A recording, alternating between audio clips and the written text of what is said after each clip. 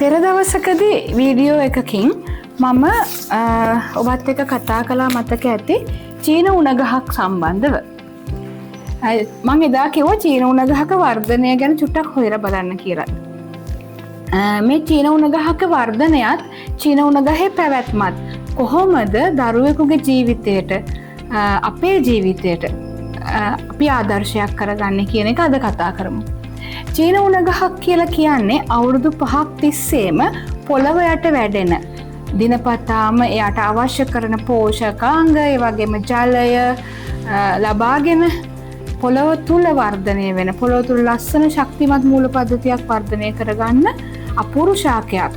මෙයා අවුරුදු 5ක් තිස්සේ කරන්නේ පොළව යට වර්ධනය වෙන එක. ඒක කාටවත් පේන්නේ නැහැ. නමුත් අවුරුදු 5කට පස්සේ මෙයා චූටි අංකුරයක් එළියට දානවා. ඒ අවුරුදු 5කට පස්සේ ඉර එළිය දකින මේ චූටි අංකුරය අඩි 90ක් දක්වා උසට විහිදී යනවා සති 5ක වගේ පුංචි කාලයක් තුලදී. එතකොට මේ පොළොවට වර්ධනය සහ ඉතා ඉක්මනින් පොළොව උඩ සිද්ධ වෙන වර්ධනය. මේ ගැන මොකද්ද අපිට ඉගෙන ගන්න තියෙන්නේ? අපේ දියුණුව, අපේ දැනුම ලබාගෙන අපි යම් ටාගට් එකකට යනවා නම් අපේ ජීවිතය සාර්ථක කරගන්න යනවා නම් අපි මුලින්ම ඒ සඳහා අපිට අවශ්‍ය කරන දැනුම කුසලතා වර්ධනය කරගන්න ඕනේ. ඒක කාටවත් පේන්නේ නැහැ. ඒක පෙන්눔 කරන වර්ධනයක් නෙමෙයි.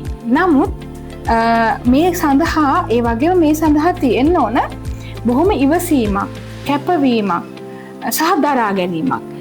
මේක තමයි චීන උණ ගහෙන් අපිට ගන්න තියෙන පළවෙනි පාඩම. ඉවසීම, කැපවීම සහ දරා ගැනීම. නිහඬව වර්ධනය වීම. ඉන්න අනතුරුව දැන් මෙයා ලස්සන වර්ධනයක් පෙන්නනවා සති 5ක් තුල. ඒක තමයි පොළවේ ඉන්න අපිට පේන්නේ. මේ වර්ධනය වෙන චීන උණ ගහ ඔබ දන්නව නේද? මහා හුළඟක් හමාගෙන එන වෙලාවක විශාල ඕග්ගස් පෙරලෙද්දි උණ ගහ තමයි සුරැකිව තියෙන්නේ.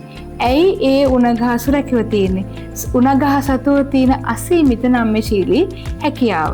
එතකොට පුද්ගල එක් විදිහට සංවර්ධනය වෙනකොට අපිට එන අභියෝග සහ සමහර වෙලාවට අපිට දරා ගන්න වෙනවා, අපිව ප්‍රතික්ෂේප වෙනවා.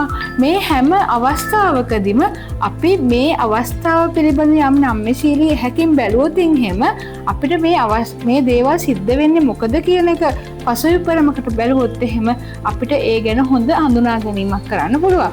එතකොට මේ චීන උණ ගහෙන් අපිට ගන්න තියෙන මේ ආදර්ශ අරගෙන අපේ ජීවිතේ හොඳ ගමනක් යන්න පුළුවන්. ඉතින් මම මේ වීඩියෝ එක දකින දුවදරුවන්ට කියලා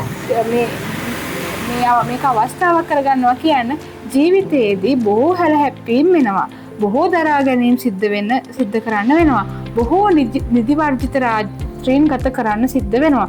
එතකොට මේ සියලු දේ දරාගෙන ඔබේ ජීවිතය ජය ගන්න මේ කතාව ආදර්ශයක් කරගන්න.